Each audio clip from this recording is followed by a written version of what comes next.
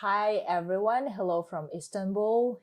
Here's Supermoon and Fuel, and we're gonna talk more about why this conference is important and why Fuel is the best chain to build on. Yes, and today we're gonna ask some questions. The DevRel of Fuel, who is an incredible person and a professional. And please, can you share with us more how you ended up in crypto, what is your background, and why you're passionate about this whole ecosystem? Well, thanks so much. My name is Sandusky. I'm a DevRel at Fuel Labs. Well, basically, the first time I heard about crypto was in 2012, I think. I was just hanging around in a blog, and some guy came up like, oh, this is Bitcoin, this is digital money, it's going to be a revolution. And I was like, okay, pretty cheap scam, you know. How are you building digital money without giving your stuff to some kind of company? And by that moment, I didn't took like the time to understand what decentralization mean. So then I spent the next years just focusing on art and culture. I used to be like some kind of community leader. And then I saw, in 2017, I saw Bitcoin pumping so hard, like $7,000. And I was like, I remember this happened. What's going on here? Why is suddenly people so excited about this? So I started learning a little bit more about Bitcoin. I was as well learning about like how financial system works, because I was an artist. So it was like, okay, this is not really a place to get profit. But I had this feeling like a financial system can be hacked. And I was trying to learn some stuff about trading and financial stuff and so on. And I saw crypto like pumping so hard. So I was like, okay, this is a place to make money. But I was really surprised when I find out that actually was a plate really aligned with my own beliefs and convictions, which was, okay, what if we just build something decentralized? What if we build something permissionless, borderless? Before getting into crypto, I was as well a really nerdy guy, just downloading stuff in my computer. So I remember stuff like LimeWire, Ares, uTorrent, and this had like the same feeling. So I started just like learning about crypto in my spare time while working with arts. I was doing short films and so on. And then I went into software development. So because of money. So at the first time I was for working for a fintech company in USA, and I was building applications for a lending platform. So it was like doing the mobile application and so on, but it felt like working with the devil, you know, because I was the guy helping others to get in really bad debt with really bad interest rates. So in the company I was working on, like we were some kind of outsourcing company. So we were working for this fintech, but another project came in, which was about gold tokenization. So I remember my boss telling me like, okay, you are the only guy in the company who knows anything about blockchain. So you should take it. And it was really fun, but really hard, like too hard. And was like halfway what I wanted to be, because I was working with Hyperledger, which is a permission blockchain technology, which is made for big business, banks, and so on. So it was blockchain, but was not public. So after getting this project live, which I'm really proud of, because what's really hard, like was a big challenge to me. What was the hardest part? The hardest part was when you're working with like regular Web2 technology, there's a lot of resources in internet. Like you just drop a question on Google and you get 1,000 answers. But when you start working with blockchain and this technology in specific, which is Hyperledger, there's not so much people doing the same stuff. So it was really hard to get the right answers, was really frustrating. So I had to uh, learn a different approach on problems. It was not so easy anymore. So I think it's like Batman when the guy gets kidnapped and he starts working out in the jail, something like that. Yeah. Interesting. So basically, the guy who knows about crypto more than anyone else builds a solution, and then it's really difficult because you don't know the right answer, but you figure it out on your way out, basically. Yeah. Like a kitten in the dark. Yeah. Just trial and error. Yeah. Yeah. And when did you realize that you got to the point where you can actually explain what's going on and that you understood how it works yourself because you were building it? Well, for this specific case of permission blockchain with this framework, I think I never got to that point. Because after getting this application live, I went into another company which was actually working for public blockchains. Like this was the real stuff. So I was building something called subgraphs, which is basically blockchain is a great technology for storing information and providing consensus on that information. So you can get people to agree and stuff without knowing each other. But it's not really good for reading information. So it's really slow and expensive. So there's a lot of fancy stuff you can do in Web2 that is really hard to do in Web3. For instance, dashboards, data analytics. So I was working with a tool that does that work. So I was reading a lot of really popular smart contracts and trying to create data analytics over them. And this process made me go really deep into the EVM, which is the execution step of Ethereum. And I start actually understanding how information get hashed into transactions, and then transactions get evaluated and execution and gas fees and so on. And it's like a rabbit hole. And suddenly I was like, okay, I'm inside. Yeah.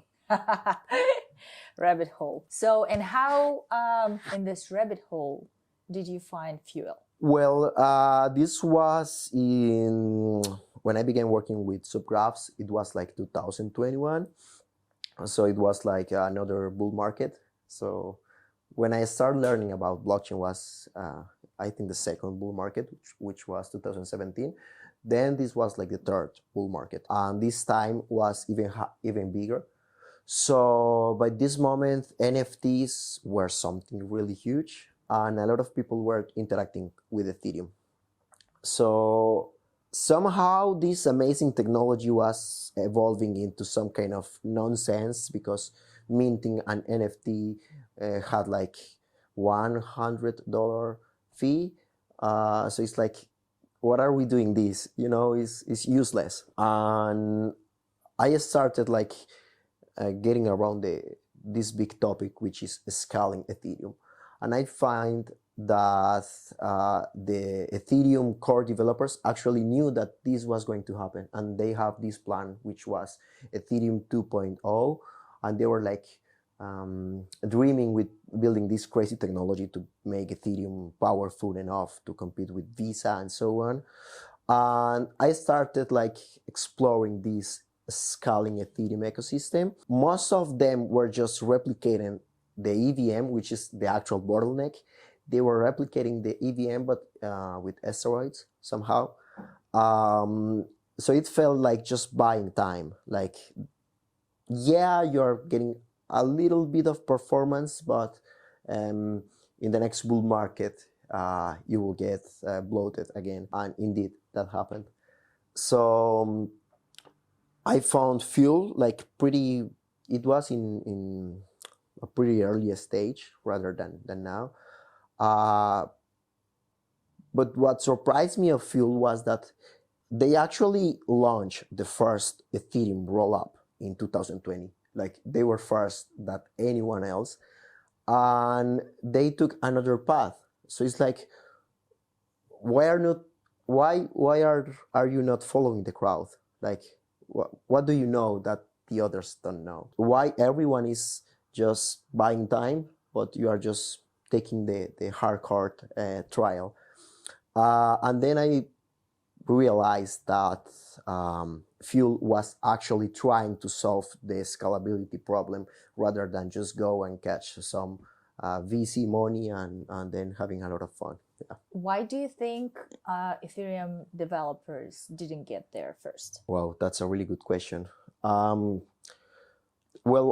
there's firstly there's these in economy there's something called the switching barrier, which is when you get too much resources into something, it's hard to get away from that.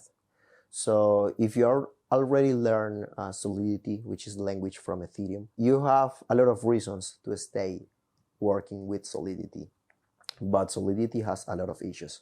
So I think most of the people keep working like closer to the crowd because it's where the momentum is built, it's where the money is flowing, it's where the hype is happening, and it's actually makes sense. It's really easy to stay in the spotlight just to have a easier path.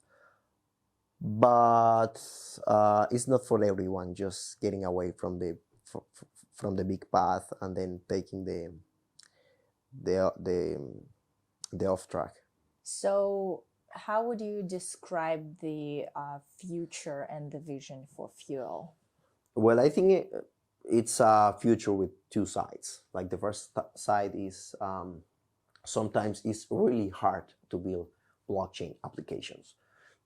Like there's a lot of tools, there's a lot of languages, there's a lot of frameworks, and it's get really overwhelming. Like you start learning tools that maybe get dropped by the developers, so you have to learn something else and so on. So one of the phases of the Fuel future is providing all-in-one development stack. So right now we have like the fork CLI tool.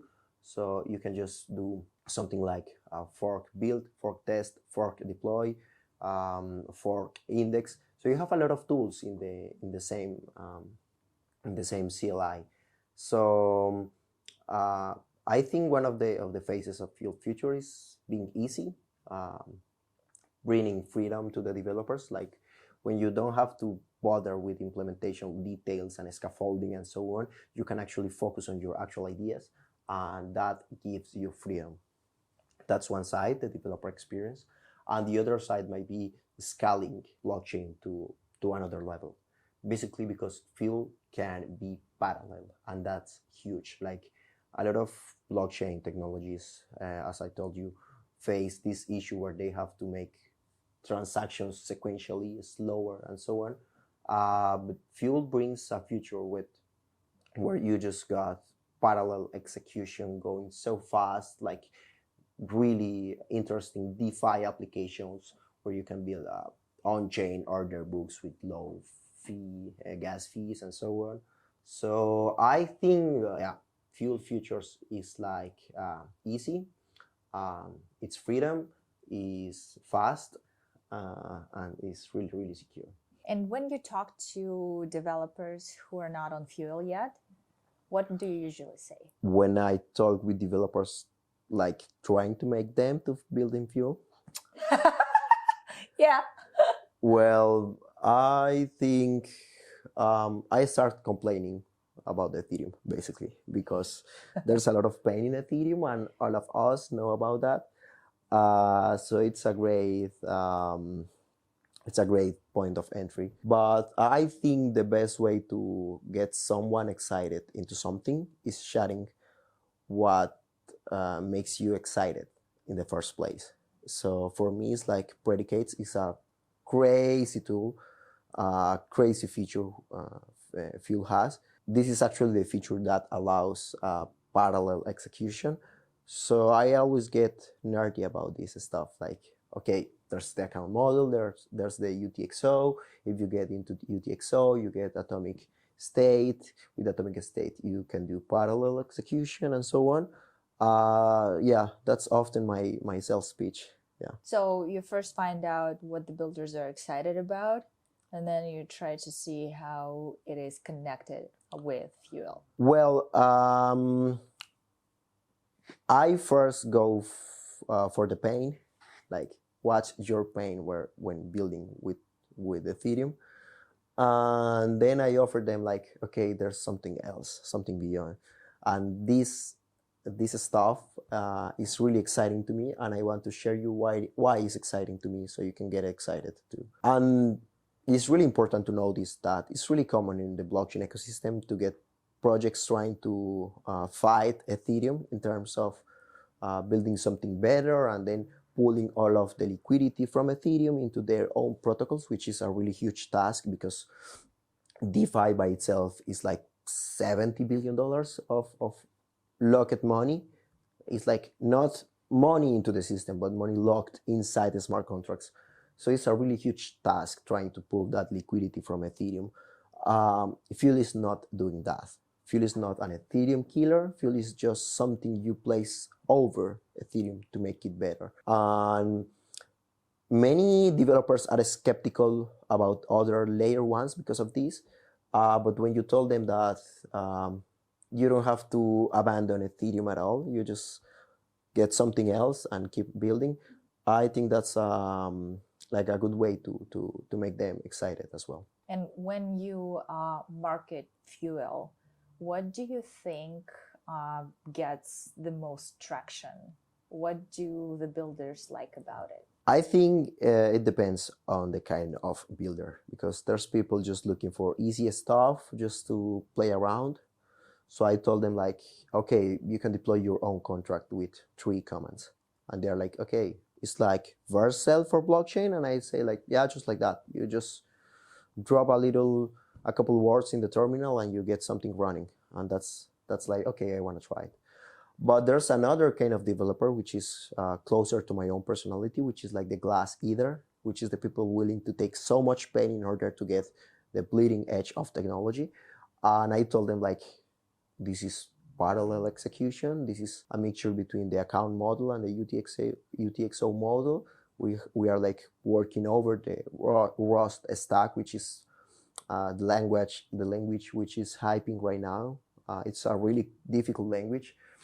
And for many developers becomes like a personal challenge to learn something difficult. So when I told them, okay, we took Rust and made it better, they get excited as well. I like it. I like it. So that's the main point, to get them excited and then enroll them in your world, and you believe that it is beneficial. That's the main point. And kudos to you that you stopped working in the solution that you didn't believe in, and then now you're fully dedicated to what you're passionate about. And that's the main point for, I mean, everyone who works in Web2 or Web3. Yeah, I think there's something with programmers that is, most of the time we want to be early in stuff. Because there's a lot of people like working on PHP. I respect you, but that's awful. Yeah, yeah, I have to be honest. Like, actually, many people make fun of people working with Java or PHP, like these kind of legacy systems, because it's really common that developers want to be like early and stuff. Like, they want to be experts when the next thing gets hyped. So for me, something like that, like I really enjoy to be like one step ahead. Sometimes feels like that. Like there's people just learning about the basic smart contracts and the basic consensus on Ethereum and so on. And then it's me with my friends just dreaming how to make this actually a killer app for the future generations. And that feels great. It's like you feel how you are part of the history. You feel how you are part of these pioneers building the best technology in the world. And in Fuel, like working inside Fuel, I get like that feeling with a 10x, because we have a world-class engineering team, really smart people. Like when I talk with them and they told me like their experience, it's like, oh my God, this is a big deal. And having with such a talented people working in such an amazing product feels like I'm in the future. Yeah. And the question is how Fuel was able to attract the top talent. Why do you think they joined? I think it's really important to notice why Rust is hyped right now. In programming, you have like low level and high level. So low level is like closer to the machine. So you have more control, but more responsibilities. So you have the ability to shoot yourself in the foot, basically. So it's like, I don't know, an old truck doing some kind of farm job, like really hardcore stuff. So it's like this kind of pickup truck that doesn't have heating, doesn't have like any technology at all. That's like the low level programming. And then you have the high level programming, which is like a Tesla, driverless, customization on the car engine sound and so on. But it's not the kind of car you want to have in the outdoors. You know, you don't want to go really far inside the mountains with that kind of car. And that's the high level languages, like really easy to use, but not really a great performance.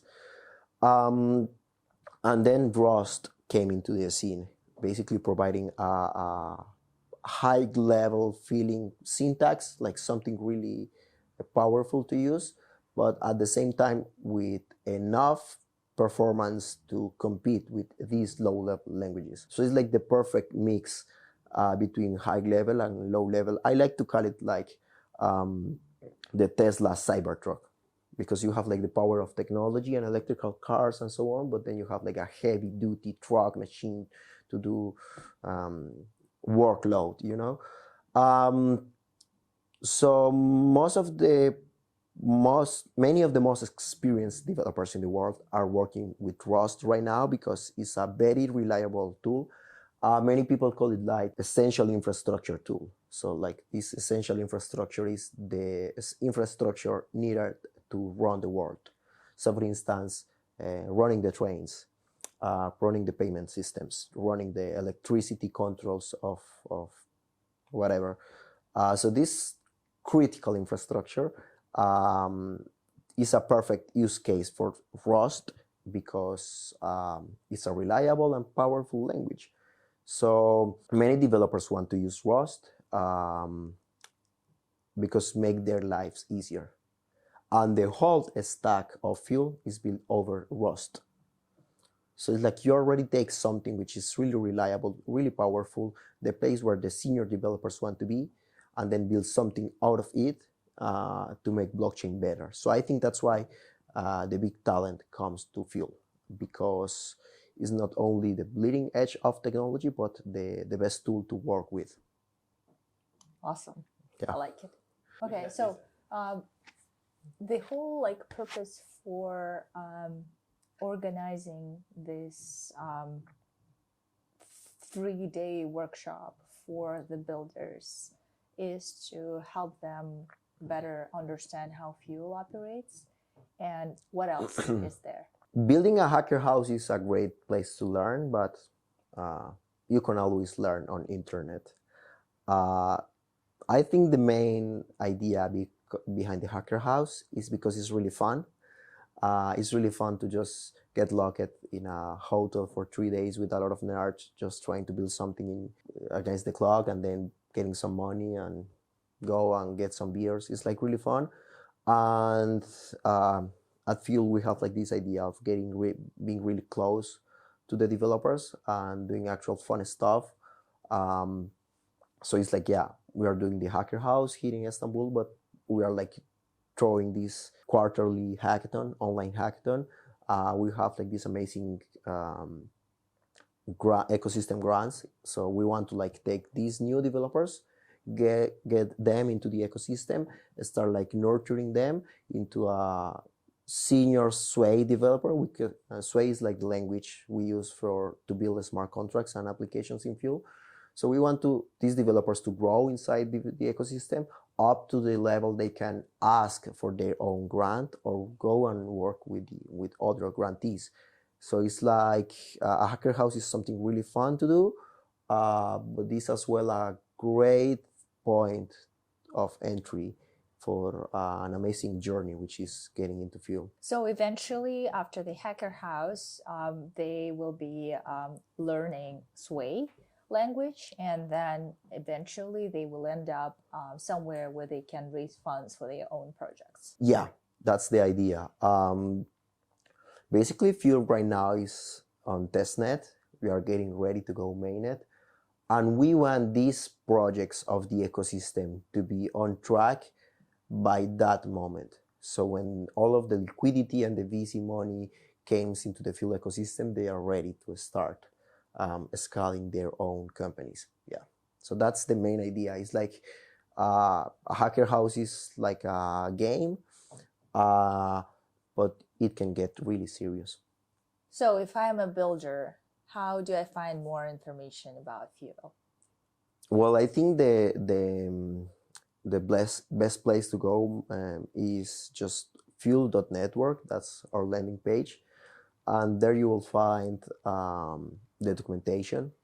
And the documentation has the developer quick start. So it teaches you how to build your first application using Sway. It's like a 20 minutes tutorial. And it's a great way to start interacting and playing out with this technology. You can follow us on Twitter as well, fuel.network. And we have the forum, which is forum.fuel.network, where you can get like the hardcore questions, like technical stuff you don't understand, we will help you. And then we have the Discord, which is a really nice place to hang out and meet other people from the ecosystem. Can you please tell me more what is on your roadmap currently? Next month, like 2 months from now, 3 months from now? That's a really good question. We are getting ready to release the Beta 5 testnet, which is the next version of the testnet. We are start a really fast iteration. So the team is growing so fast. We are adding new features. We already got the bridge between Sepolia on Ethereum and Fuel testnet. So we are like making sure that this bridge is safe enough before going into real money. So it seems like the next year we will be aiming for mainnet. So yeah, another testnet in the following weeks, and maybe something happening with Ethereum. Yeah. When is the next big event? Well, we are going to Asia basically in the first quarter of the 2024.